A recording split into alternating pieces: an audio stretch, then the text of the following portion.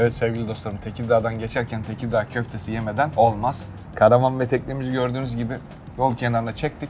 Vallahi düşündüğümden rahat geldik. Ben çok zorlanırız diye düşünüyordum. Çünkü bayağı uzun bir araç oldu. İkisi peş peşe bağlayınca 15-16 metre oldu. Ama şöyle bir avantajı var. 15-16 metre tek bir araç olsa dönüşler zor olur ama şeyden ortadan kırıldığı için karavan çok da zorlanmadık. Yani karavan bizi takip ediyor. Yollarda çok düzgün zaten. Keyifle geldik. Şimdi Çanakkale'ye doğru gidiyoruz. Hem karavanımızın hem teknemizin çok güzel bir tanıtım videosunu çekeceğiz bugün. Ama önce Tekirdağ'da karnımızı doyuruyoruz, köftemizi yiyoruz. Hiçbir yere ayrılmayın. Müthiş bir tanıtım videosu gelecek. Çok güzel detaylar var. Yaptırmayı düşünen veya ilgilenen arkadaşları çok keyif alacağı bir video olacak.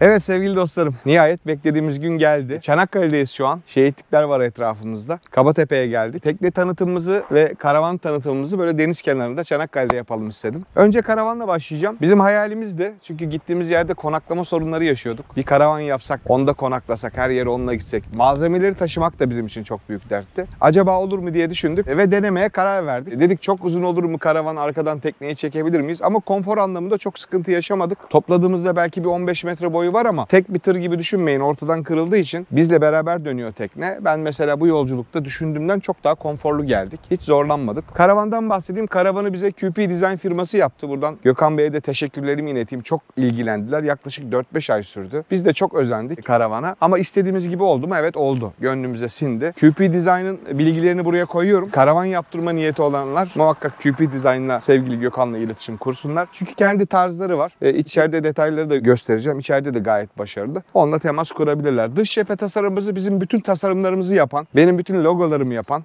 aynı zamanda çok iyi bir reklamcı olan Kavacık'taki Reklam Park yaptı. Sevgili Yaşar'a da buradan teşekkürlerimi gönderiyorum. Reklam Park da burada zaten. Çok yaratıcı bir arkadaşımız. Ona sadece fikri veriyorsunuz. O tasarımlarını yapıyor. Benim logoyu da bulan Yaşar'dır bana zamanda. O yüzden çok başarılı. Ben Reklam Park'ın da bilgilerini buraya koyuyorum. Giydirmeye, reklam işleri olanlar onunla irtibata geçsinler muhakkak. Dış cephemizi göstereceğim şimdi Serhat'la beraber. Arka tarafta 2 tane bisiklet koyabileceğimiz bir aparat yaptık. Buraya da bir tane elektrikli bisiklet koyduk. Çünkü park ettiğimiz yerde bakkala gitmemiz, ufak tefek alışverişler yapmamız gerekecek. Koca karavanla yolculuğa gitmeyelim. Bisikletimizle atlayıp gidelim diye düşündük. Bence faydasını göreceğiz. Yaşadıkça tabii biz de tecrübe edeceğiz. Bu konuda biz çok tecrübe değiliz. Daha önceden benim kamp karavan tecrübem yok. Serhat'ın bayağı bir var. Bakalım biz de tecrübe kazana kazana size de aktaracağız tecrübelerimizi. Buradan hemen öbür tarafına geçiyorum. Karavanın, tekneye birazdan geleceğim. Çok büyük bir depo alanımız var. Benim hayatta almaz dediğim bütün malzemelerimi aldı. Yani bir kamyon malzemem vardı. Bunu nereye sığdıracağız derken ben de şaşırdım. Yani şu an bir balıkçı dükkanında alabileceğiniz her şey var içeride. Kumanyamız, malzemelerimiz, dalış malzemelerimiz, su altı duranlarımız. Gerçekten çok fazla malzeme aldı. Onu da göstereceğim. Niye o kadar malzemeyi rahat rahat yükledik?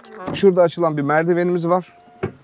Çünkü karavanın her yerini, her boş alanını neredeyse bize değerlendirmişler. Dolap yapmışlar. Boş bölümlere malzeme koyalım diye. Örnek veriyorum, şu koltuğun altında malzemelerimiz var. O koltuğun altında dolaplarımız var ve çok fazla malzeme alan bölgeler var. Gördüğünüz gibi her yer çekmece. Biz de hepsine malzemelerimizi böyle kutuladık, bölerek. Bu neymiş mesela? Bir rapala kutusuymuş. Full Fish'in rapalaları. Bütün malzemelerimizi dizdik. Balığa gideceğimiz zaman karavanımızdan o gün yapacağımız ava göre takımlarımızı alacağız. Günlük olarak götüreceğiz. Av sonrasında dönüşte tekrar karavanımızı alacağız. Bunun merkez üssü gibi düşünün. Karavan merkez üssümüz. Buradan tekneye her gün gideceğiz. Turnuvalarda da tabii biz burada konaklayacağız. Biliyorsunuz Alaçatı ve Teos'ta Turamaster'ın yaptığı turnuvalar var. Tarihlerini de açıkladılar. Bu sene sadece o 2 turnuvaya katılacağım ben. Yani o 2 turnuvanın turnuva gibi turnuva olduğunu düşünüyorum. Gayet başarılı.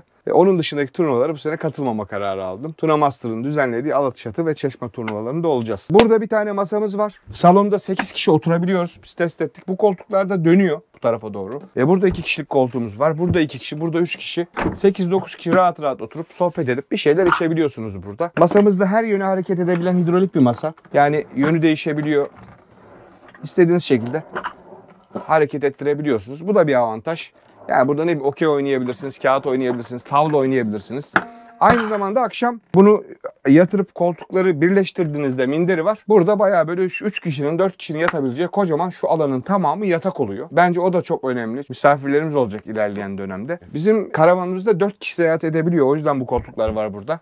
3+1. Normalde şu koltuğu yasa olarak koymazsanız sadece 2 kişi seyahat edebiliyor. Yani karavan var, ben yatakta arkada seyahat edeyim. Öyle bir şey yok. Yasal olarak yolcu koltuklarının emniyet kemerle ayrı olması gerekiyor. QP Design sağ olsun çok estetik saat koymuş. Bir tane buraya denizciyiz diye dümenli bir saat koymuş. Orada da ben çok beğendim. Tasarımı oldukça hoş bir saat koymuş. Yine oraya bir tane ekran koymuş. Arabanın orijinalinde yok. İşte oradan navigasyon olsun, müziklerimiz olsun görebiliyoruz. Burada bir tane TV'miz var. Karavanın birçok noktasında kameralar var. Sürekli kayıt ediyor. Bırakıp ayrıldığımızda internet üzerinden de kameraları takip edebiliyoruz bu arada. Sürekli de kayıt ediyor güvenlik sebebiyle. Bence o da çok önemli. Çünkü karavanı bir yere bırakıp ayrılabiliyorsunuz. Etrafınızla ilgili her şeyi kayıt altına almanız önemli. Dediğim gibi internetten de ulaşabiliyoruz ona. Bu karavanda 200 wattlık 4 tane panelimiz var. Yani toplam 800 watt güneş panelimiz var. Onlar burada 3 tane 200 amper saat lityum aküyü besliyor. Neden lityum aküyü tercih ettik? Lityum akü hem hafif hem de lityum aküleri telefon pili gibi düşünün. Sıfıra kadar kullanabiliyorsunuz.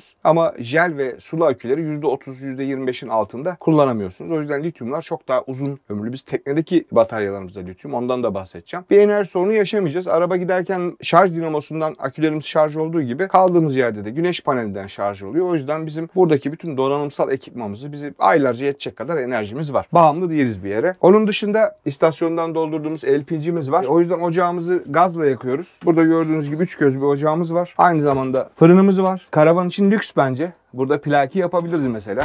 Aspiratörümüz var yine. Oldukça büyük bir lavabomuz var. Onu da göstereyim. Sıcak soğuk suyumuz var. Burada temiz suyumuz var. Arkaya bir damacana bağlı. Düğmeye bastığımızda buradan suyumuzu içebiliyoruz. Bulaşık makinamız var burada. Yani bence karavan için gerçekten bu da lüks. Bir de arka tarafta bir tane portatif 3 kiloluk çamaşır makinamız var. Yani çorapları, atletleri, iç çamaşırları yıkamak için. Her detayı düşünmüş QP Design. Onlara tekrar buradan teşekkürlerimi gönderiyorum. Mutfak bence bayağı yeterli. Biz mutfak malzemelerimizle doldurduk. Dünyaları aldı. Şu an kumanya olarak hazırız seyahate. Onun dışında da burada yine tam boy bir tane buzdolabımız var. Kumanyaların hepsini o da aldı. 12 voltta çalışıyor, o yüzden akü sistemi ve güneş enerji paneli sistemi çok önemli arkadaşlar. Buzdolabınız her zaman çalışıyor. İşte fırınınızı çalıştırıyorsunuz. Birçok cihaz çalıştırıyoruz biz de burada. Enerji sorunu yaşamamak lazım. O yüzden biz lityum iyon tercih ettik. Burada yatak odamız var. Oldukça geniş bir alan bence. 3 tane penceresi var burada. Gördüğünüz gibi. Ben 1.85'im. Şöyle yattığım zaman rahat rahat 2-3 kişi sığabiliyor çok zorunlu kalırsak. Pencerelerde hem şöyle perdemiz var. Yani akşam yatarken kapatmak için. Camı açarsanız da sineklik var. Her pencerede var bu. Kullanılan malzemelerin kalitesini de ben çok beğendim. Hani böyle uydur kaydır şeyler değil, gerçekten kaliteli malzemeler. Ama gördüğünüz gibi her yer raf, her yer dolap. Dolaplarımızın içi dolu. Yani bütün alanların dolap olması bence müthiş. Burada klima kontrol ünitesi var. Orada da var. Klimamız var. Aynı zamanda ısıtmamızı gazla yapıyoruz biz. Yani kombi gibi düşünün. Mazotla ısıtan sistemleri tercih etmedik mazot koktuğu için. Yaklaşık bir ay boyunca ısınabiliyoruz soğuk yerlerde. Testlerini yaptık. Hamam gibi oluyor karavan. Sıcak havalarda da klimamız gayet başarılı çalışıyor. Hemen tuvaletimizi gösterelim. Burada bir tuvaletimiz var. Oldukça geniş bir tuvalet. Elektrikli bir tuvalet. Ben karavanı yaptıracağım zaman sevgili Gökhan'a ya dedim, ben bu genelde karavanlarda tuvalette oluyor banyo. Yani burada bir sürü eşyanız oluyor, malzemeniz oluyor. Duş aldığınızda klozet her yer ıslanıyor ve yani orada tekrar tuvalete peşinizden biri girdiğinde ıslak bir yere giriyor. Ben dedim tuvaleti banyoyu ayrı istiyorum dediğimde biraz lükse kaçıyorsun falan demişti ama biz o yüzden banyoyu ayrı yaptık. Bence lüksten öte bir ihtiyaç. Yani sadece duş alacağınız zaman burada bir duşumuz var. Tuvalette hiçbir şey ıslatmıyoruz. Tertemiz duşumuzu alıp çıkıyoruz. Burada bir tane de duş perdemiz var. Gördüğünüz gibi. Bence bu çok önemli. Bunu gördükten sonra birçok karavan yaptıracak insanın tuvaleti, banyoyu ayrı talep edeceğini düşünüyorum. Aydınlatmalarımız dokunmatik. Evet, bunun dışında QP Design'ın bize verdiği bir tane iPad var. Buradan her şeyimizi kontrol edebiliyoruz. Buradan ışıkları açıp kapatabiliyoruz.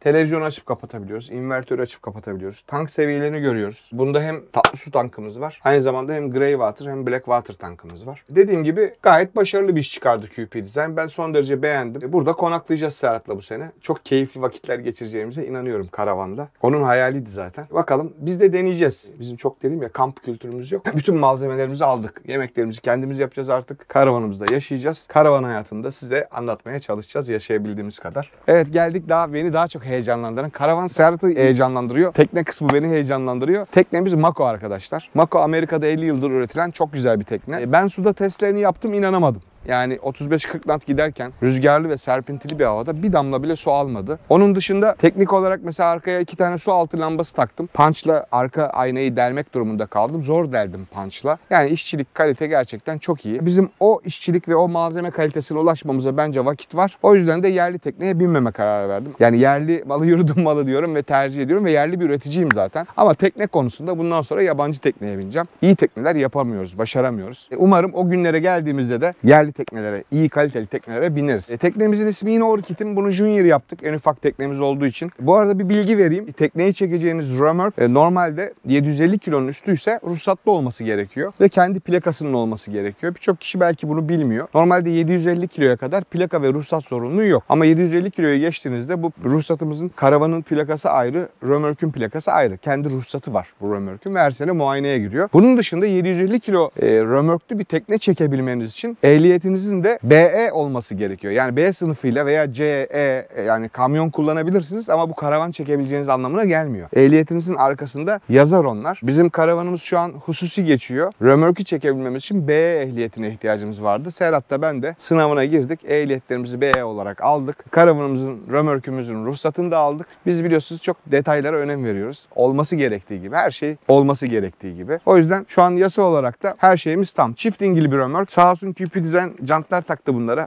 Son derece görseli de güzel oldu. Buradan TNT römorke de İzmir'de çok teşekkür ediyorum Nuri abi. Bizle çok ilgilendi. Çok özel bir römork oldu. Aynı zamanda gerçekten tek kişi tekneyi atıp tek kişi çekebiliyorsunuz. Şu arkadaki şeyler, makaralar hareketli. Yumuşak makara, tekneye zarar vermiyor. Teknemiz Mako, dediğim gibi Amerikan malı bir tekne. Motorumuz tabii ki Suzuki. Yani onu hiç tartışmıyorum bile, biliyorsunuz. Suzuki ile çok mutluyum uzun zamandır. Yani hiç sorun yaşamadım. Onlar zaten benim sponsorum ama sponsorum olduğu için övmüyorum. Gerçekten sorun çıkarmayan, az yakan, çok sessiz, torku yüksek. Her konuda bence çok başarılı bir motor. Fuarlarda da görüyorum, Türkiye'de yapılan fuarlarda birçok balıkçı tekneler artık Suzuki'ye dönmeye başladı. Uzun vadede hepsinin Suzuki'ye döneceğini düşünüyorum. Sonuçta herkes sorun yaşamadığı, daha az yakan, daha sessiz bir makineyi tercih ediyor. Japon teknolojisi ve Suzuki bütün makinelerini Japonya'da yapıyor arkadaşlar. Birçok marka biliyorsunuz Çin'de, orada burada ürettiriyor. O yüzden Japon mühendisiyle yapılıyor. Biz yine Suzuki'yi tercih ettik. 200 beygir bir tane Suzuki'miz var. Evet, teknemiz bir süredir dışarıda oldukça kirli, o yüzden. Şimdi gittiğimizde temizliğine de başlarız. Ben tekneyi de bırakabildiğim için sağda solda buraya bir raylı bir mekanizma yaptım. Yani bizim ray marinimiz, telsizimiz, her şeyimiz bunun altında. Kilidimizi söküp rayımızı aldığımızda cihazlarımıza ulaşıyoruz. Şimdi suya indirdik mi alacağız, onu göstereceğim zaten. Tabii ki cihazlarımızda ray marin. 1 kW çörp aynamız var yine. Bu teknede sanal çapı olarak motor guide tercih ettik. Motor guide'ı çıkarken dükkanda unuttuk. Plug and Play o söktaklı bir motor guide. Onu takıp çıkacaktık yola, takmadık. Şimdi bir tane araç peşimizden onu getiriyor. Sağ olsun bir dostum getiriyor. O da bize eşlik edecek ondan sonra. Teknede size anlatabileceğim özellikler derken burada bir tane livarımız var. Çok büyük bir livar değil. Ama bu boy bir tekne için yeterli bir livar.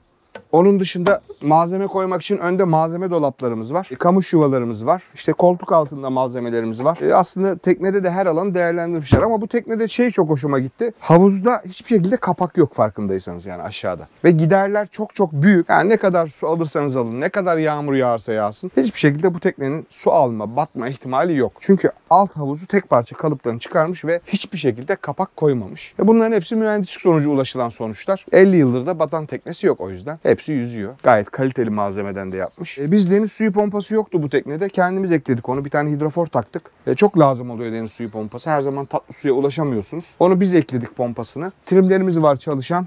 Ön tarafta dediğim gibi dolaplarımız var. Usturmaçaları burada şu an. Komple derin dolaplar var. İçeride de bir kameramız var. Aslında girip bir kişi, belki 2 kişi sığıp yatabilir ama biz oraya malzeme koyduk. Ve bu teknede de 450 watt güneş paneli tercih ettik. Aslında bunu gösterebiliriz Serhat'cığım. Bu tekneye özel yapıldı güneş paneli. Yerli bir firma tarafından yapıldı. Aynı zamanda bu teknede de lityum iyon bataryalar var. Önemli bir bilgi vereceğim. Mesela benim 36 volt gelecek olan motor guide'ım. Normalde 3 tane akü alıp seri de yapabilirsiniz ama Antalya'da sevgili dostum İbrahim Smartek, onun da bilgilerini burada paylaşıyorum. İhtiyacı olanlar kendisine ulaşsın.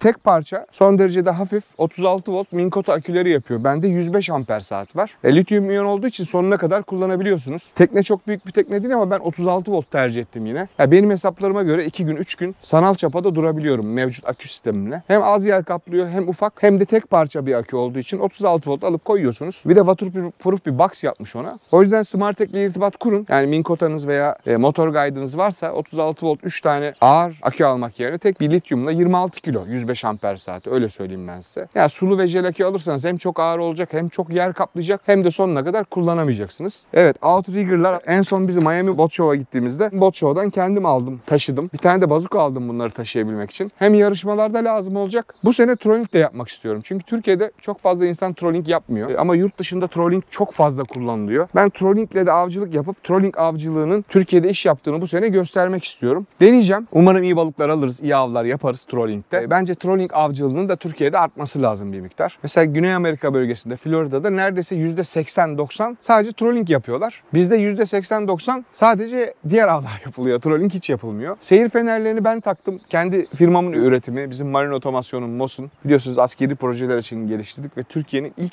sertifikalı ürünü. Dünyada da 3-4 firmada var. Şu an hatta yabancı ülkelere distribütörlük veriyoruz. En son İtalya'ya verdik. Kendi teknemde de kendi ürünüm olsun istedim. O yüzden seyir ve demir fenerini MOS ürünü olarak kullandık. Tabii bu sene avlarımızda, videolarımızda bol bol hem karavanı hem tekneyi göreceksiniz daha detaylı. Böyle çok uzun bir video yapıp sizi de sıkmak istemiyorum. Çünkü biz de şimdi gidip Serhat'la tekneyi denize indireceğiz. Karavanımıza yerleşeceğiz. Akşam kamp moduna geçeceğiz. Türkiye'nin her yerine gideceğiz bu sene sevgili dostlarım. Zaten bildireceğiz Instagram'dan.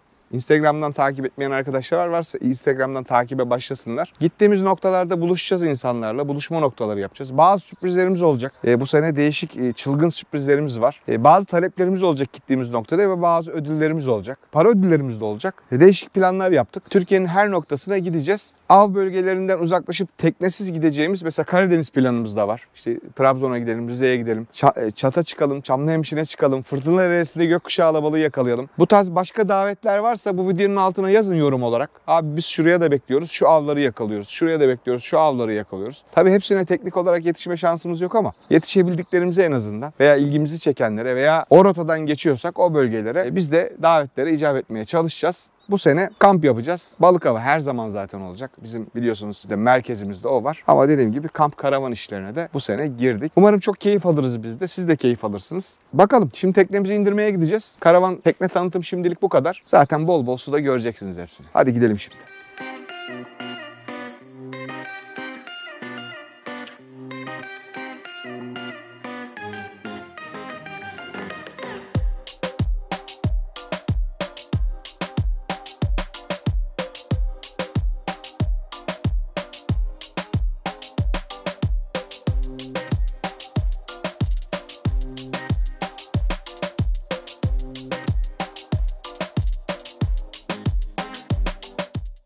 Evet sevgili dostlarım, vardık Kabatepe'ye sonunda. Çanakkale'deyiz. Karavanımızı koyduk, teknemizi de suya indirdik. Sevgili Berke de buralı. YouTube kanalından takipçimiz. Evet. Bir süredir oradan görüşüyoruz. Buraya geldiğimiz duyunca abi dedi bir ziyarete geleyim dedi. Bize hediyeler getirmiş. Mahcup etmiş bizi. Karavana hediye daha çok getirdim. Evet, karavanın ilk hediyesini Mehmet gönderdi. Jig Dünyası. Sağ olsun dip drop takımları gönderdi. İkinci hediyeyi Lütfü Başkan tavla yaptırıyorum sana dedi özel. Sevgili Berke de bize bardak tasarlamış. Suat Yiğit logolu. Gördüğünüz gibi. Ben çok beğendim. Çok güzel olmuş. De kullanın. Bardaklar yani karavana uygun olmuş bak. Nasıl? Çok iyi. İyi, teşekkür ederiz. Çok Güle güle kullanın. ince bir düşünce olmuş. Sağ ol belki. O ne? Peynir helvası. Yoda Gelibolu'nun Evet. meşhur. Diyette olduğumdan haberin yok yani. Var ama yani daha doğal. Ferhat bunlar çok aç ya. Farkında mısın? Bir şey açtığımızda hemen geliyorlar. Evet anlat Berkeciğim. Peyniri kavurarak yapıyorlar. Eski iki çeşidi var. Bu fırınlanmış olanı. Tamam. Bir de normal fırınlanmamış olanı var. Peynir tatlısı mı yani? Peynir helvası evet. Höşmerim dediklerim mi? Farklı Değil. mı? Bir farklı çeşidi. Serhat hiç sevmez tatlıyı. Evet abi. 60 günlük ilk defa şeker yiyorum.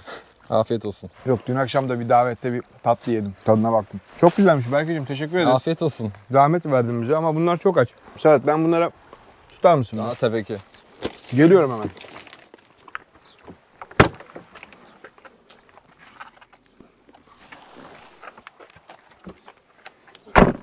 Bu anne abi. Uzman kasaptan et almıştık saç kavurma yapalım diye ama. Daha etimiz kumanyamızı var değil mi? Var abi.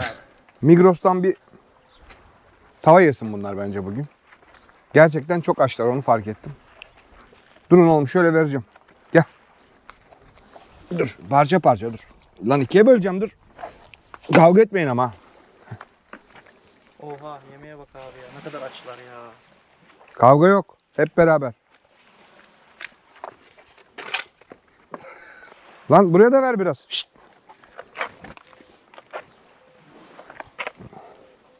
Abi çok... Anne aldı götürüyor. Anne evet. Bayağı yavru yapmış galiba. Sarkmış memeler çünkü. Abi çok açmış bunlar ya. Bir dakika oğlum. Bir dakika dur bakayım. Biraz buraya da verelim.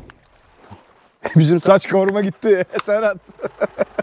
Neyse bizim daha köfte möfte bayağı bir kumanyamız var. Masum bakınca dayanamadık gitti. Kumanya gitti.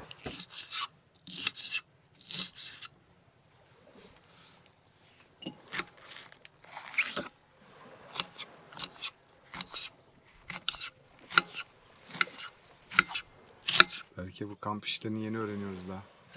Olsun abi, her şeyin başlangıcı var. İlk deneyim.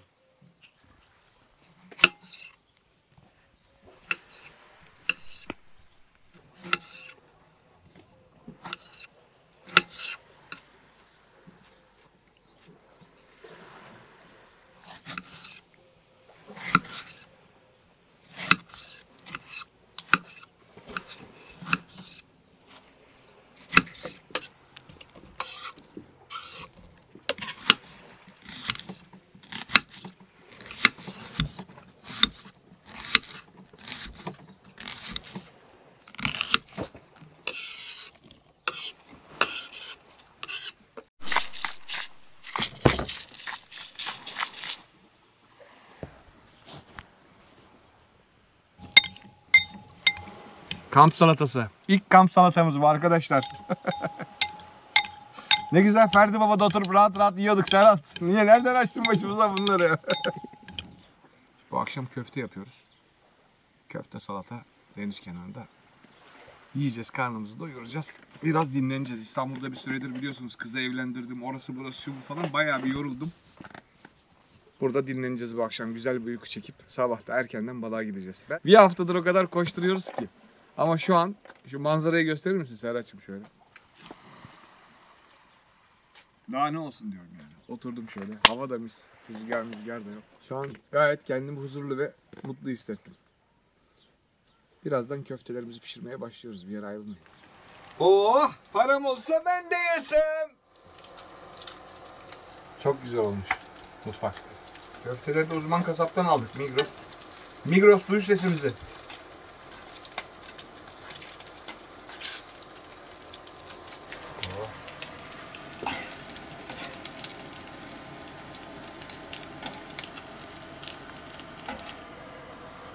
Allah'ım sana geliyorum.